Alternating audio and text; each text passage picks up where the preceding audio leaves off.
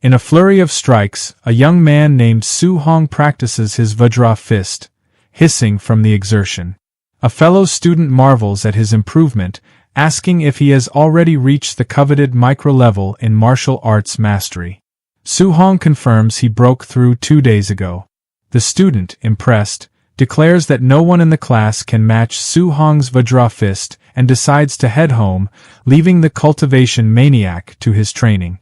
As Su Hong prepares to leave, his teacher, Lee, stops him. The teacher's expression is serious as he brings up the 30,000 registration fee for the martial arts department, reminding Su Hong that the deadline is next Monday. Su Hong asks for a few more days, but the teacher can only sigh, explaining that while he knows Su Hong's family is struggling, the rules are absolute. Left alone in the empty training hall, Su Hong is crushed by the weight of the 30,000 fee. He remembers his past.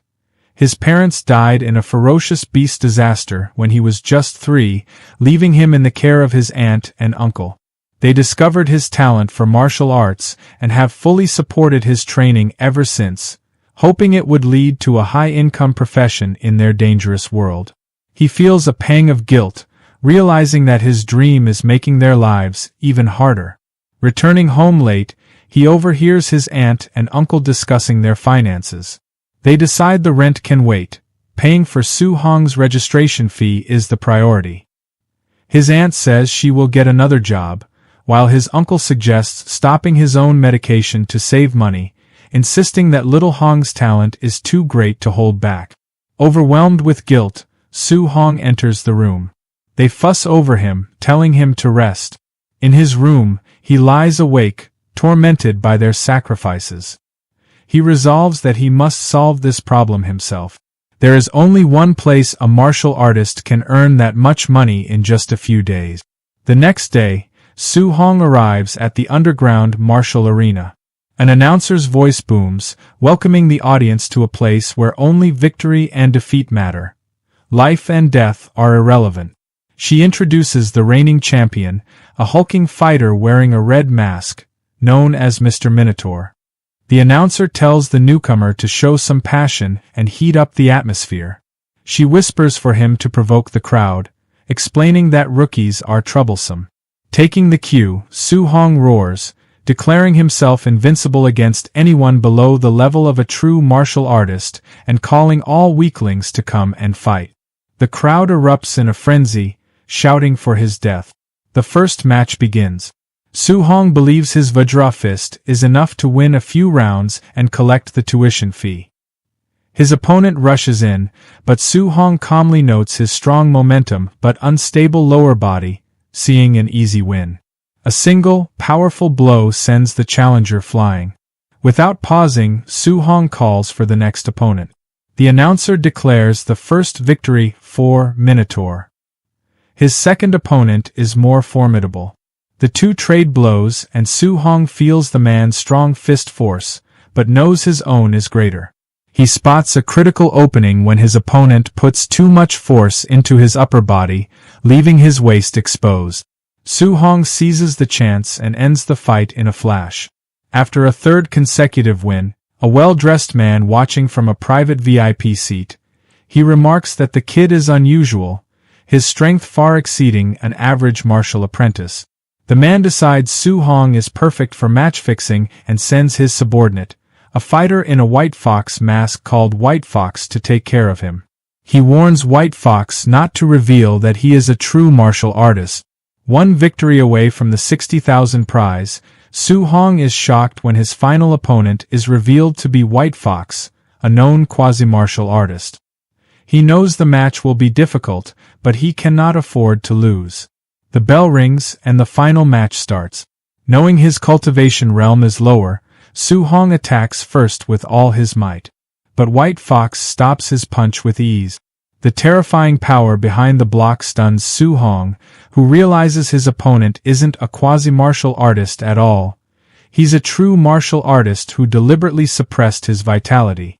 Before Su Hong can react, White Fox unleashes a devastating Thunder Rush fist, leaving him bleeding and broken. White Fox taunts him, asking why he only defends. Su Hong struggles to withstand the onslaught, knowing he will lose if it continues. He desperately searches for an opening to counterattack, but the barrage is too intense. His consciousness begins to fade. Standing over the defeated Su Hong, White Fox informs him that he won't receive a single cent of the prize money. However, his teacher invites Su Hong to join them. If he agrees to fix matches for them in the future, they will pay him the prize for this match. Burning with indignation, Su Hong refuses to do such a shameless thing and accuses them of being unworthy of the title of martial artist. Enraged, White Fox declares his intention to cripple Su Hong, ensuring he could never become a martial artist in his dreams. As the crippling blow descends, visions of his family's sacrifices flash through Su Hong's mind. He cannot let their efforts go to waste. He thinks of his promise to give them a good life and screams that he will never accept a future of failure. A system window materializes before his eyes, asking what he is willing to sacrifice for his family. With a final, desperate roar, he bellows, "Everything!" With a defiant roar of everything, Su Hong's world vanishes. He finds himself in a dark, empty space, wondering where he is. A colossal, radiant, winged being materializes before him, and with a flash of light, he's thrown backward. A translucent blue screen flickers to life in front of him, a status window displaying his attributes and martial skills. He notices a tab labeled Mission and instinctively taps it. The system reveals the Way of the Arena mission, to polish his martial arts and defeat the White Fox waiting in the outside world. The objective is to upgrade his Vajra Fist to the mastered level and his other skills to the micro level. It's a beginner's mission with no reward, but promises to unlock a guide. Suddenly, a perfect clone of himself appears and attacks with a flawless, textbook-quality Vajra Fist. Su Hong realizes this isn't an enemy, but the ultimate role model. He eagerly engages, seizing the chance to learn from a perfect version of himself. As they spar, a progress bar for his Vajra Fist proficiency jumps from 7% to 10% in moments. He understands that this mysterious space allows for rapid skill upgrade. He fights with renewed determination, his skills advancing at an unbelievable rate. In what feels like an eternity of intense combat, his floating light palm and void step reach 100% and evolve to the micro level. Finally, his Vajra Fist also hits its peak and breaks through to the mastered level. Exhausted but triumphant, he gives a grateful nod to the clone as it dissipates. A notification congratulates him on completing the mission and asks if he agrees to return to reality. He accepts.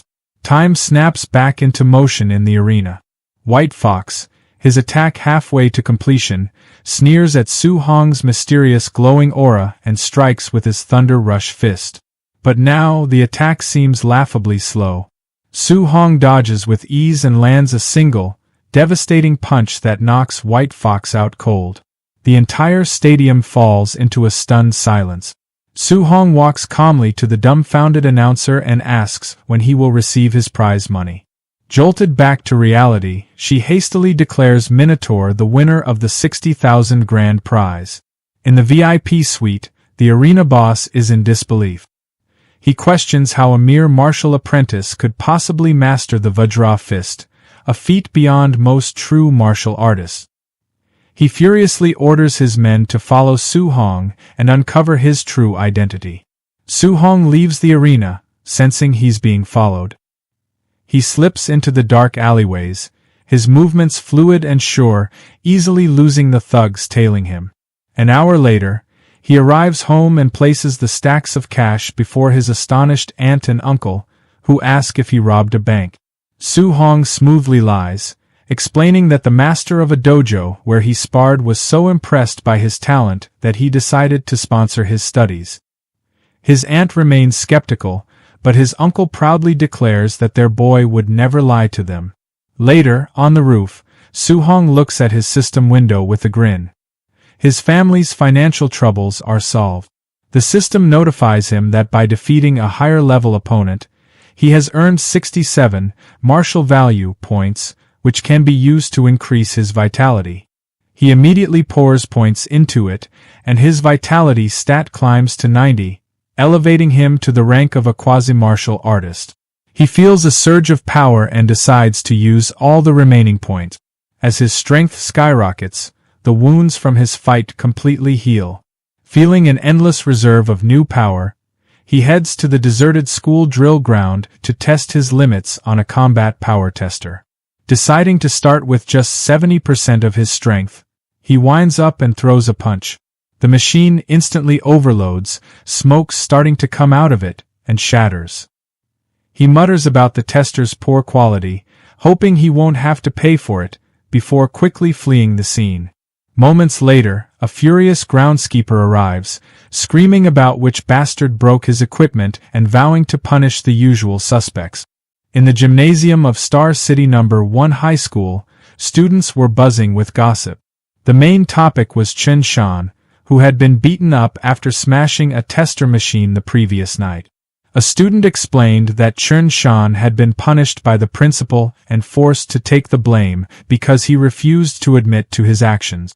Their chatter was interrupted by the principal, who introduced his old comrade in arms, a Tier 3 martial artist named Chen Tian. The guest instructor announced he was there to teach everyone a C-rank martial art, the Thunder Rush Fist, and expected them all to learn it well. Hearing this, the protagonist, Su Hong, became determined. He knew that learning such a technique outside of school would cost a fortune, and he resolved to seize this rare opportunity. The instructor, Chen Tian, declared he would demonstrate the fist 10 times, and how much the students learned would be up to them. As the students marveled at seeing a Tier 3 martial artist for the first time, Su Hong recalled that this was the same technique the White Fox had used. Chen Tian began his demonstration. He explained that at the basic level, the Thunder Rush Fist emits a single sound of thunder. Mastery progressed through levels. 3 sounds for proficient, 5 for micro-level, 7 for mastered, and a full 9 sounds for the perfect realm. He advised the students to aim for just the basic level for today. Hours later, the students were exhausted and dejected, finding the C-rank art far too difficult to learn. Suddenly, Chen Shan, the school's top genius, successfully executed a punch with a single thunderous sound, reaching the basic level. The principal proudly pointed him out to Chen Tian, asking if he was interested in mentoring the boy. However, Chen Tian was unimpressed, remarking that in other cities, this was merely a passing grade. He lamented that the students were not up to his standards. As the two men walked away, Chen Tian commented on the cruel nature of martial arts, where talent was far more important than hard work. Just then, they were stunned by the sound of a 7-sound Thunder Rush Fist. A student had reached the mastered level after just half a day of practice. Chen Tian's shock turned to disbelief as he realized it wasn't 7 sounds, but 9. Someone had achieved the perfect realm. He urged the principal to help him find this prodigious student, but by the time they rushed back, the individual was gone. In the aftermath, Chen Tian was ecstatic.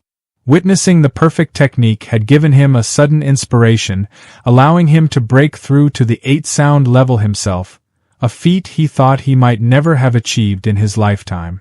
Elsewhere, Su Hong walked away, reflecting on how exhausting the C-rank skill was. A look at his status panel confirmed his success. His Thunder Rush Fist was listed as perfect. His next goal was to earn martial values to break through to the rank of a true martial artist, and he wondered if sparring would be enough to earn them. Su Hong arrived at his workplace, the Raging Thunder Dojo. Inside, he saw a purple-haired youth named Li Yan berating and kicking another student. A friend explained that Li Yan was the disciple of a new, powerful instructor who was arrogant and taught his classes with disdain for the common students. Su Hong stepped in, stopping Li Yan's attack. Angered by the interference, Li Yan challenged Su Hong to a one-on-one fight in the arena, a challenge Su Hong calmly accepted. Their confrontation was cut short by the arrival of the new instructor, who announced that class was starting. Li Yan told Su Hong he was lucky and backed off, while Su Hong noted his opponent's arrogance. The instructor, Li Yan's master, declared he would only demonstrate the Raging Sea Spear technique once. Li Yan scoffed, believing it was impossible to learn from a single viewing. Su Hong, however, focused intently, absorbing the movements. After the brief demonstration, the instructor left the students to practice. While most were confused, Su Hong understood the technique's core principle. The spear must flow with the momentum of endless waves. He picked up a spear and began to practice, his movements fluid and precise. The other students watched in awe, whispering about what a martial arts prodigy he was. From a distance, Li Yan was shocked, unable to believe Su Hong had actually learned the technique so quickly. A friend warned Su Hong to be careful, as Li Yan was very strong. Undeterred, Su Hong approached Li Yan and asked for a match. Intrigued, Li Yan decided to test Su Hong's true ability, offering to give him some pointers. He attacked with a micro-level Raging Sea Spear technique, but Su Hong effortlessly countered, unleashing a proficient-level version of the very same skill. Li Yan was left completely stunned, unable to comprehend how his opponent had surpassed him in an instant. In a burst of pure martial skill, Su Hong defeats an opponent far stronger than himself. His system immediately confirms the win and rewards him with 35 martial points. Across from him, Li Yan collapses to the ground, stunned and unable to accept what just happened. He cannot understand how someone could bring the Raging Sea Spear technique to a proficient level in such a short time. The scene shakes him deeply, making him question the value of his own years of harsh training. As Li Yan's frustration reaches its breaking point, an instructor steps in at once, sharply scolding Li Yan for refusing to accept defeat and questioning his mindset as a martial artist. Clearly impressed, the instructor points out that Su Hong learned the technique simply by watching a single demonstration. Turning to Su Hong, he explains that Li Yan's arrogance led to his loss and that being defeated by a true genius will serve as an important lesson. He then sincerely apologizes for his students' poor behavior. Su Hong watches quietly, noting how quickly the instructor's attitude changed once his talent was revealed. On the way home, Su Hong reflects on the exhausting yet rewarding day.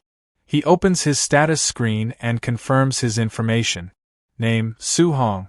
Vitality, 91.7. The Raging Sea Spear technique now shows as proficient, and he has 35 unused martial points. His thoughts shift to the upcoming school exams. He knows that wealthier students have already bought high-grade alloy weapons. Since he enjoyed using the spear, he decides he will need to buy an alloy version as well. A quick search crushes his hope. A single alloy weapon costs a shocking 69,800. His savings are not even enough to cover his aunt's medical expenses, let alone such a purchase. Just as he begins to feel helpless, his gaze lands on a public notice.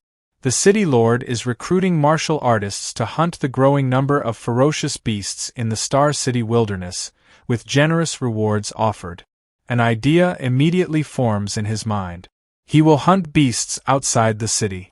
When Su Hong gets home, he finds his aunt and uncle inside. His aunt is carefully tending to his uncle's injuries, worried about why he keeps working so hard when Su Hong has already given them money.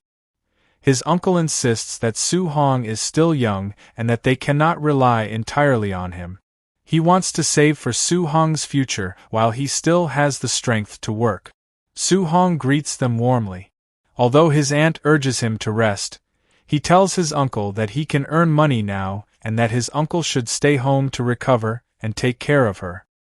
His uncle is clearly touched but says he cannot bring himself to do nothing.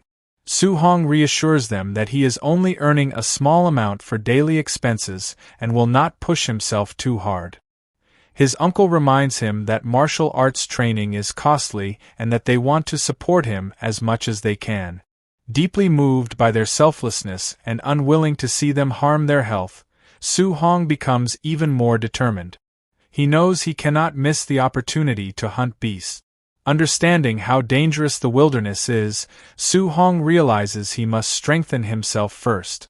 Without hesitation, he spends all 35 martial points on vitality. He watches the number rise steadily until it reaches 95.2. 2 days later, late at night, Su Hong lies exhausted on the floor of the empty school gym. His status screen shows that every one of his techniques, from the Raging Sea Spear to the Void Step, has reached the perfection stage. His vitality now stands at 95.3. He knows he is only one step away from becoming a true martial artist.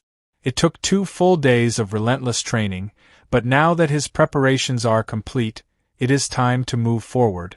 On Saturday, Su Hong stands in front of the Star City martial artist base. He did not expect it to be so far from the city center. After seeing it countless times on television, he is finally here in person. He is stunned by the sheer number of martial artists gathered, a rare sight in Star City. He walks up to the bounty board and studies the rewards. An unranked beast earns 300 blue star coins, with higher-tier beasts offering much more. One important detail stands out. To claim a reward, the hunter must present the beast's left ear as proof. Nearby, he watches another hunter hand over a heavy bag filled with ears at the settlement counter. Suddenly, the crowd stirs as guards force people aside, shouting for everyone to make way for young Master Yi. A flamboyantly dressed young man strides through with an arrogant air. Su Hong observes his clothes and attitude, which remind him of fighters from underground arenas. The martial artists around him whisper among themselves, calling Yi a show-off and saying that if his uncle were not the base director, he would have been dealt with long ago. Someone mentions hearing that Yi was beaten recently and that he had it coming, explaining why he had not been seen for a while. Watching all this, Su Hong comes to a sobering realization. Beasts are not the only danger in the wilderness. Humans can be just as dangerous. He resolves to stay alert. As he approaches the gate leading outside the city, a guard notices his young age and asks if this is his first time going out alone. Su Hong admits that it is. The guard sneers inwardly, thinking he is just another reckless and ignorant kid. Stepping into the dense forest, Su Hong silently promises himself that he will return with a full harvest. However, after 2 hours of searching, he finds nothing at all. Frustrated, he wonders if the beasts in the outer area have already been wiped out and decides to push deeper into the wilderness. His choice quickly proves right. Before long, he comes face to face with a massive wolf covered in white fur, its red eyes glowing with menace. Su Hong recognizes it instantly from his studies. A Tier 1 initial stage beast, the Nether Moon Wolf. This is his first time seeing one in real life. With a chilling howl, the beast launches itself straight at him. A red-eyed, white-furred beast suddenly lunged forward. It moved fast, feral and violent, but the warrior didn't retreat. He stepped in and met the attack head-on, driving his fist straight into the beast's strike. Golden energy flared around his hand. The punch landed cleanly. The force exploded outward, a shock wave ripping through the beast's body and sending it flying back. The man stood where it fell, a faint smile tugging at his lips. The rush was better than he'd expected. Fighting ferocious beasts felt addictive. His hand trembled slightly, not from fear, but excitement. He realized just how far he'd come. A Tier 1 initial stage beast, defeated in a single move. He couldn't help wondering how he'd fare against something stronger. Almost on cue, a heavy presence emerged from the shadows, a raging black bear, a Tier 1 middle stage ferocious beast. The fight barely lasted a moment. One clash, one decisive blow, and it was over. Standing over the fallen bear, his hands still glowing faintly, he felt confident. At his current level, Tier 1 beasts weren't much of a threat anymore. As long as he didn't provoke anything Tier 2, he figured he'd be safe. He pulled out a knife and secured the reward from the kill, already thinking ahead. The system informed him that his accumulated martial value was enough to upgrade his rank. This was it, he could finally break through and become a true martial artist. Later, while resting, a sudden surge of energy swept through the area. He frowned, wondering what kind of beast could give off an aura like that. Curiosity won out. He moved fast, leaping through the forest canopy toward the source. Then he stopped. His eyes locked onto the scene ahead. Looming before him was a massive, dark-scaled serpent, a black jade giant python, a Tier 1 late-stage ferocious beast. Nearby, another warrior was flung aside like a ragdoll, smashed into the ground by the python's overwhelming strength. The man didn't get back up. The warrior watched grimly as the brutality unfolded. Then he moved. Launching himself off a rock, he shot straight toward the giant snake. His kick landed in a blur, smashing into the python's head with terrifying speed. The massive creature reeled back, its head snapping away from the impact. Blood splattered across the dusty ground. Behind him, the first warrior lay still, his chest pierced, life already gone. The hero landed and coughed, wiping blood from his mouth. He steadied himself, then glanced at the fallen man. He muttered that he'd borrow the spear for a moment and picked it up. Weapon in hand, he faced the towering python, fully alert now. The serpent lunged, jaws wide, fangs flashing. He didn't back down. Holding his ground, spear raised defensively, he remembered that beasts at this level usually required several martial artists working together. But he also remembered how easily he'd crushed that middle-stage bear. And that made all the difference. The hero held his ground as the massive python lunged at him, quickly judging the situation. With his current strength, he knew he could fight the black jade giant python head-on. He didn't hesitate. Activating his perfected void step, he slipped past the serpent's snapping jaws and reappeared above it, perfectly positioned to counter. He drove the spear down, pouring energy into it as he unleashed the raging sea spear technique. Blue, water-like energy surged along the shaft, and the spearhead punched through the thick scales on top of the python's head. The beast let out a deafening roar, pain rippling through its massive body. As the serpent thrashed violently, the warrior moved with it, sprinting along its huge, coiling form as if it were solid ground. He forced himself to stay balanced, blue energy swirling around him as he tightened his grip on the spear. His expression hardened. One more hit, he decided. Drawing in a deep breath, he flooded the spear with even more power. A roaring vortex of blue energy spiraled down the weapon as he struck again. The blow landed, carving a second wound into the python's head.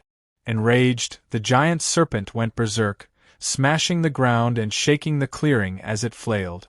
The sheer difference in size meant he couldn't finish it in a single decisive blow. Staring at the raging beast, he adjusted his plan. He'd weaken it bit by bit, then wait for the right opening to end it, as he prepared a new move, Thunder Rush. After landing another successful strike, he immediately jumped back, widening the distance between them. From a safer position, spear raised, his approach became clear. Wait for an opening, strike fast, then disengage before the python could retaliate. He was breathing hard now. Fighting like this was exhausting, he admitted to himself, but it kept him alive. The python didn't look much better. It growled low and furious, its movements slower, its wounds adding up. He figured a few more clean maneuvers would be enough to bring it down. Raising his spear again, he braced himself and silently urged the beast to come at him once more. Then something felt wrong. A sudden noise behind him made his head snap to the side. His eyes widened as he demanded to know who was there. Before he could react, laughter rang out from above. A man dropped from the trees, his fist glowing with violent red energy. The hero barely had time to cross his arms before the punch landed. The force slammed into him and sent him skidding across the ground. He coughed hard as he pushed himself up to his knees, struggling to catch his breath. Looking up, he froze. Several hostile figures stood in front of him, blocking his path. He questioned who they were. A man in a trench coat stepped forward, a smug smile on his face. He casually remarked that they were meeting again and suggested, almost politely, that the hero hand over the black jade giant python. The group stood facing him, the wounded black jade giant python coiled weakly behind them. Their leader, young Master Yi, looked amused. He mocked the hero openly, saying he'd watched him leave the city alone and had fully expected him to die somewhere out in the wilderness. With a smug grin, Yi gestured toward the injured serpent. He clearly believed the hero had just gotten lucky, stumbling upon a heavily wounded black jade giant python and trying to claim credit for it. Hearing that, the hero quickly pieced things together. These people had arrived late. They hadn't seen the fight at all. One of the larger, more muscular henchmen stepped forward. He told the hero to get lost, saying young Master Yi had already decided the python was his. The hero swept his gaze over them. 5 opponents, all martial artists. Outnumbered like this, he knew a direct fight wouldn't end well. Still, he let out a short, dismissive laugh. Red energy flickered around his fist as he mocked the idea that his earlier blow had just been a sneak attack, openly questioning whether they truly believed he couldn't take them on. Then he moved. His punch shot forward, wrapped in terrifying red energy. The blow slammed into the henchman and sent the big man staggering backward. Young Master Yi's expression shifted instantly. He recognized the technique, Vajra Fist, and he identified the hero as the infamous Minotaur. The hero blinked in surprise at being recognized, briefly registering the name, White Fox, in his mind. He raised a hand to his mouth, fury burning behind his eyes. He declared that the hero was the first person who had ever humiliated him so badly in front of others. The hero grabbed the spear and turned, sprinting straight into the forest. He didn't hesitate for even a second before shouting the order to kill him, pointing sharply in his direction as his men rushed after him. They chased him into the dense woods, branches whipping past as visibility dropped fast. Before long, they lost sight of him entirely. One of the men warned the others to stay alert. The terrain was perfect for an ambush. Another scoffed, brushing it off, questioning why they should be afraid of a single person. That was when it happened. The hero burst out of the shadows in a blur, slamming into the dismissive henchman from the side. Before anyone could react, his glowing eyes shifted to the next target. He moved again, impossibly fast, cutting down a second pursuer in one clean motion. The body hit the ground hard, lifeless. Young Master Yi stared in disbelief. He couldn't process that kind of speed. One of the remaining men shouted in panic, recognizing the technique. He called it the 9 Echoes Thunder Rush Fist, perfected to a level even Tier 3 martial artists struggled to reach. He dropped from the trees without warning, striking another henchman from behind. The body tumbled across the ground and landed right at the feet of young Master Yi and his last remaining subordinate. The final subordinate panicked, begging Yi to leave immediately. He insisted the hero was far too strong to deal with. Yi didn't even consider it. He angrily dismissed the idea of retreat, staring into the forest with bloodshot eyes. He declared that no matter what, he would kill the hero today. From the shadows, the hero watched him closely. The hero moved without hesitation, striking down the last remaining henchman. When it was over, young Master Yi stared at the scene in disbelief, fury twisting his face. He cursed under his breath, unable to wrap his head around how the hero had grown this strong in just a few days. The hero suddenly vanished from Ye's sight. He spun around instantly, only to find empty air behind him. Before he could relax, the hero reappeared again at his back, already poised to strike, but this time, Yi reacted a split second faster. He turned sharply and launched an attack of his own. Fury twisted Ye's face as blue energy erupted around him. He flatly refused to accept that he could lose here, forcing his power upward. With a sharp gesture, he extended a finger and fired a concentrated beam of blue energy, his void-breaking finger. The hero barely managed to deflect the blast with the spear. He didn't stop. He snarled and unleashed a non-stop barrage. Explosions tore through the forest.